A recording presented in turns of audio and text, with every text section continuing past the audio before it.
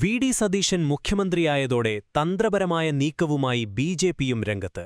VD. മുഖ്യമന്ത്രിയായതിൽ എതിർപ്പുള്ള വിഭാഗത്തെ ഒപ്പം നിർത്താനാണ് ശ്രമം. ഇതിന്റെ ഭാഗമായി മുസ്ലിം ലീഗ് നോമിനിയെയാണ് കോൺഗ്രസ് കേരളത്തിൽ മുഖ്യമന്ത്രിയാക്കിയതെന്ന പ്രചരണം ദേശീയ തലത്തിലും ബി.ജെ.പി തുടങ്ങിയിട്ടുണ്ട്. ഇപ്പോൾ തന്നെ 3 സീറ്റിൽ വിജയിച്ച ബി.ജെ.പി അടുത്ത നിയമസഭാ തെരഞ്ഞെടുപ്പിൽ കേരളം പിടിക്കാൻ കഴിയുമെന്ന വലിയ ആത്മവിശ്വാസത്തിലാണ് മുന്നോട്ടു പോകുന്നത്.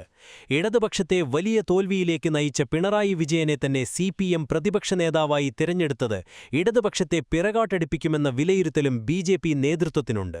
പശ്ചിമബംഗാളിൽ തൃണമൂൽ കോൺഗ്രസിൽ നിന്നും അടർത്തിയെടുത്ത സുവേന്ദു അധികാരി ഉൾപ്പെടെയുള്ള സീനിയർ നേതാക്കളെ മുൻനിർത്തി ഭരണം പിടിച്ച മോഡലിൽ കേരളത്തിലും കോൺഗ്രസിൽ നിന്നും ഇടതുപക്ഷത്തുനിന്നും നേതാക്കളെ അടർത്തിയെടുത്ത് അധികാരം പിടിക്കാനാണ് ബി.ജെ.പി കേന്ദ്ര നേതൃത്വം പദ്ധതി തയ്യാറാക്കുന്നത്.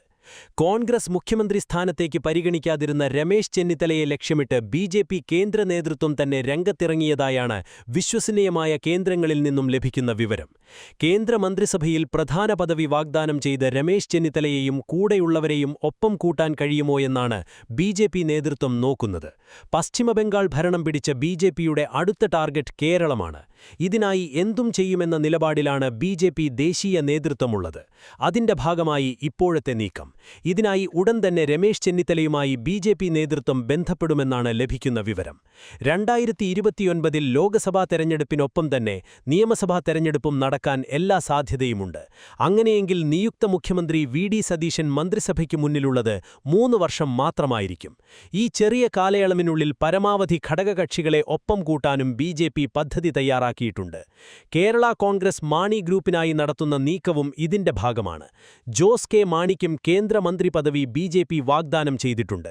മറ്റു സംസ്ഥാനങ്ങളിൽ നടപ്പാക്കിയതുപോലെ ഓപ്പറേഷൻ താമര കേരളത്തിൽ നടപ്പാക്കാൻ പറ്റിയ സാഹചര്യമാണിപ്പോഴുള്ളതെന്നാണ് ബി.ജെ.പി കേന്ദ്ര നേതൃത്വത്തിന്റെ വിലയിരുത്തൽ.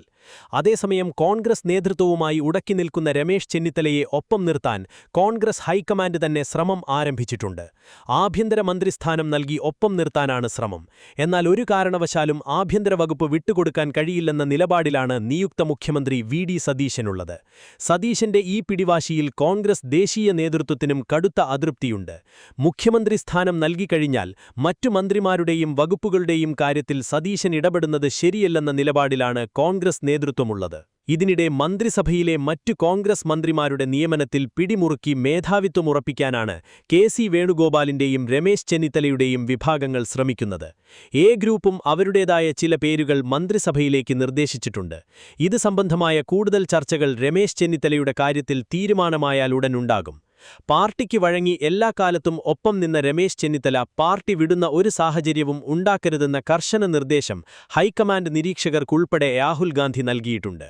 രാജീവ് ഗാന്ധിയുടെ കാലം മുതൽ ചെന്നിത്തലയെ നേരിട്ടറിയാവുന്ന സോണിയാഗാന്ധിയും പുതിയ സംഭവവികാസങ്ങളിൽ കടുത്ത അതൃപ്തിയിലാണുള്ളതെന്നാണ് പ്രമുഖ ദേശീയ മാധ്യമവും റിപ്പോർട്ട് ചെയ്യുന്നത്.